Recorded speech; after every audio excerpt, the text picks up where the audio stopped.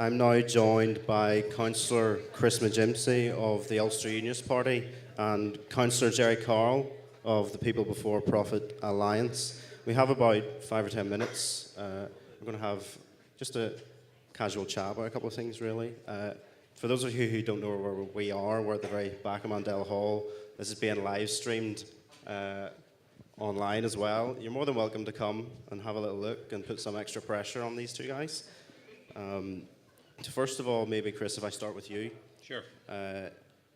What, maybe your personal feelings as well, and maybe outline your party's position on higher education tuition fees. In the past year, we've seen some difficult decisions having to be made about budgets and so on, and there's been some parties talking about maybe the need in the future to raise tuition fees. What's your position and your party's position on that?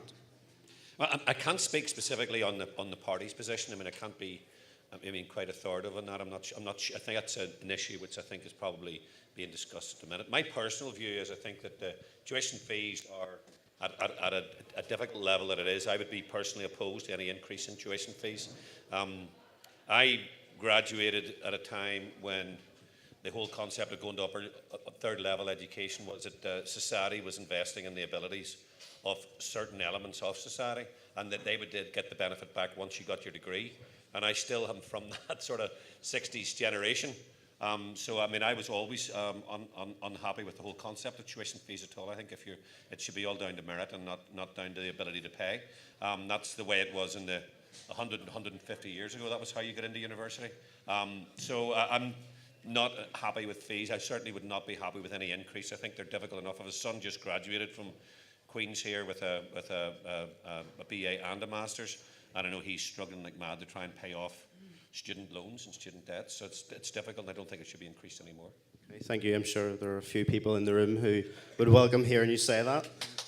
Yeah, a little round of applause from Sarah there.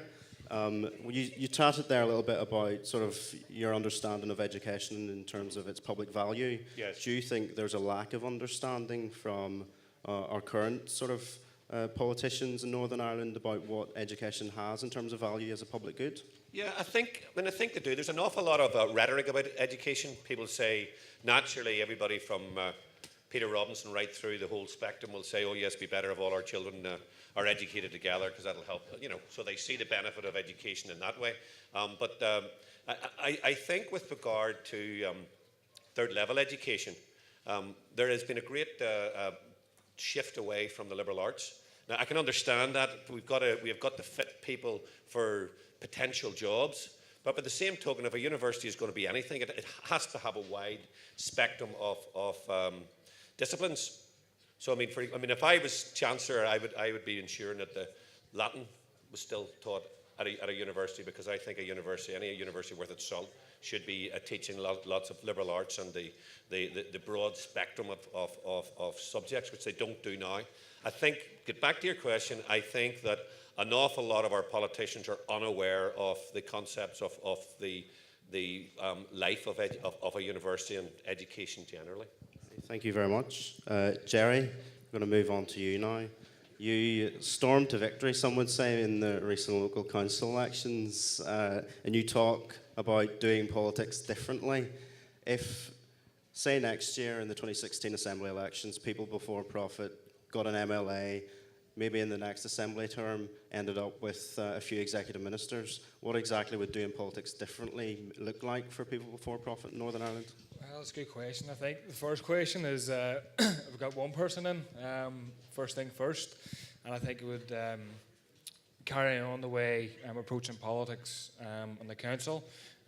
When I got elected, I described my role in the council as being a thorn in the side of the establishment or the establishment parties, and if me or somebody else from People Before Profit were to be elected in the Assembly, would continue that role to be a thorn in the side. And I think with all the issues coming up at the minute, big cuts, as you said, in higher education, crisis in the health service, big cuts coming up through the Stormont House Agreement, I think a thorn in the side would be well needed in the Assembly. Okay, well, maybe if I could tease that out a wee bit more. Say you ended up the majority party, what would your alternative to cuts be? Well, I think it's about mobilising against the cuts, and I think the whole debate, across Europe, across countries, is that there is no alternative to austerity, or there has to be cuts, and we're about challenging that logic.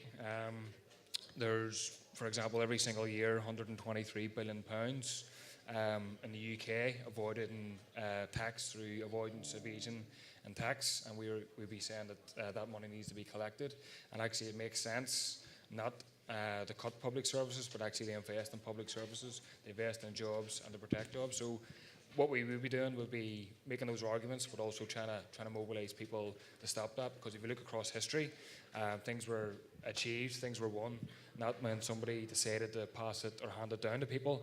It was won when people got organised and mobilised on the streets, and that's the kind of politics that we're about pursuing. Okay, thank you. Chris, do you agree with what Gerry was saying there? Well, I mean, obviously we would take the Ulster Unionist Party is a broad church. I've always been to the left of the party. Indeed, I'm sure Gerry will remember the very first meeting. He proposed a resolution in support of Belfast City Council workers who might be facing redundancy. And on the unionist benches, that whole side of the House, which includes Alliance, there was only one person supported him, and I was pleased to get an opportunity to support him. So my politics would lean that way, but I don't think I would be just as far to the left as Gerry. I think we have to recognise a couple of things. We've got to recognise the difficulties that the society has been facing.